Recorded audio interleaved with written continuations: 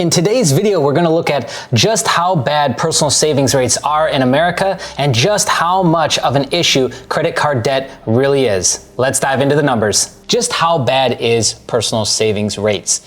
Now, this is a hot talking point right now. I'm sure you've heard about this, and you might have even seen this chart being shared that we're showing on the screen right now. I want to talk through this chart and then show you some sources of data that you can look at to get a better idea of where personal savings rates are, and for you to be able to form your own opinion based off that. So this chart is essentially showing two things. It's showing the personal savings rate, which is in blue right here, 3.1%.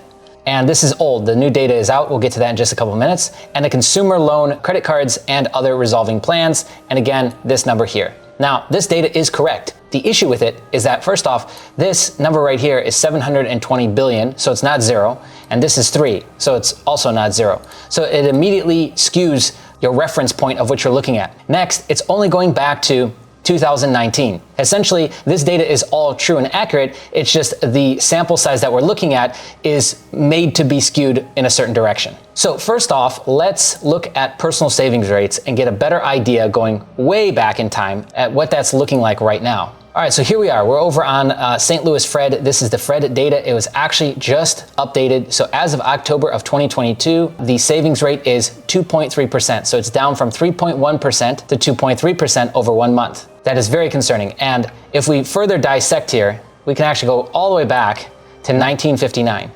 And so you'll see historically that this whole move here just does not match anything else we've ever seen. We got Y2K, we got the Great Financial Crisis, and we've got the COVID recession. All the grayed out areas are recessions. Usually what happens is you see some sort of dip occurring before or during the recession itself. That did not happen here. And now we're seeing it happen after.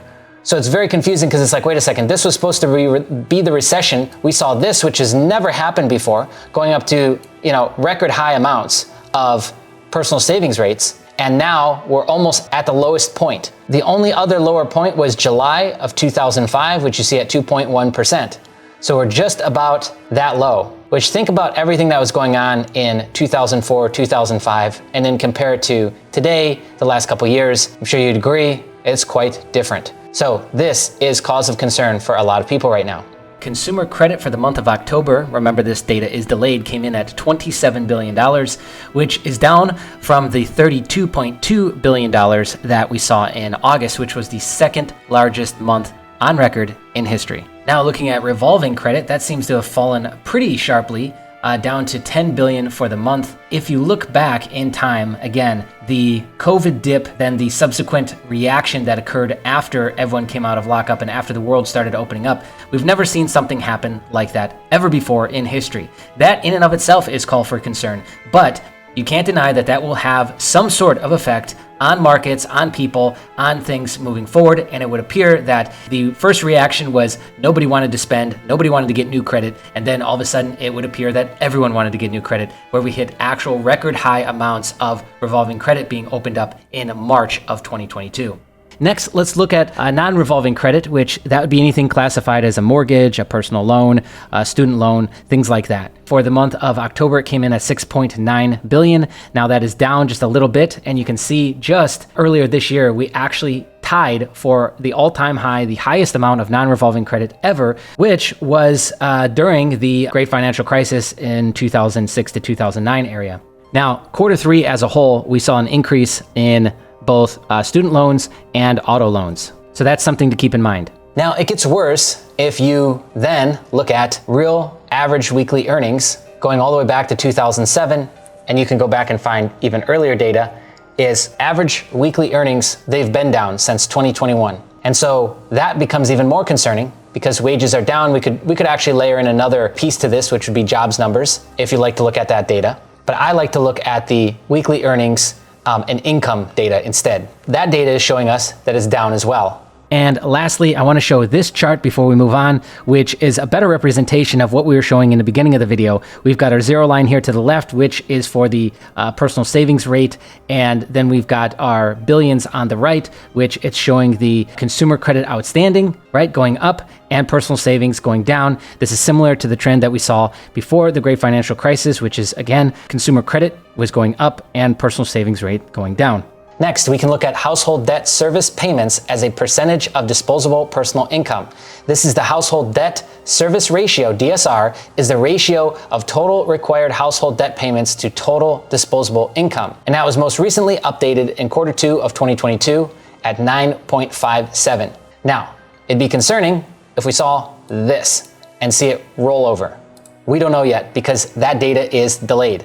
Most of the data that you're gonna look at is unfortunately delayed. Okay, next we can look at delinquency rate on credit card loans across all commercial banks, again, adjusted for inflation. And we see that it was most recently updated in quarter 3 of 2022.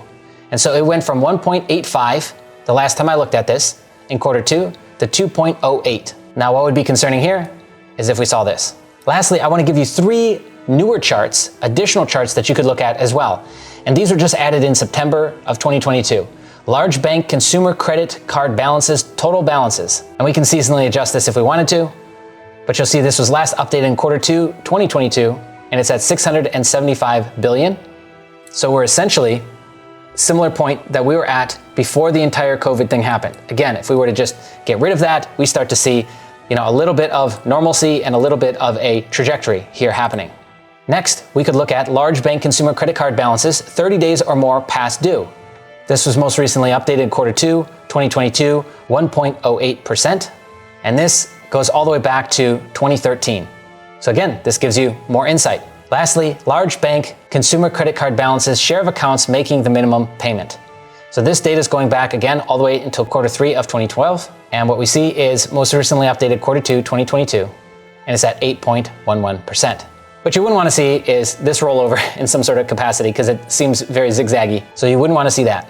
And lastly, to kind of put it all together is a chart that cues you in on credit card utilization, savings rates, all together in one chart gives you a much better idea of what's going on. So the chart in front of us right now is from 2004 all the way up to 2022. We've got 2 dotted lines. The bottom one in light blue is the savings rate average, and the dark blue is the credit utilization average. So we see the credit utilization is sitting just below 29%, so percent of credit card limit here, and the light blue, the savings rate, we have our 0 line here. It's 26 on the left. So this is a more accurate representation on the right. And so we are well below the savings rate average, but we are still below the credit utilization average. Okay, that's it. I'd love to hear your thoughts below. Any additional charts that you look at for data when it comes to personal savings rate, consumer credit card services, non-revolving, revolving, data like that. What other charts are you looking at? What are your thoughts in the comments below? Thank you so much for watching. Share this with a friend if you think it'll help them out or give them a better understanding of what's going on in this crazy world today. And be on the lookout for the next video.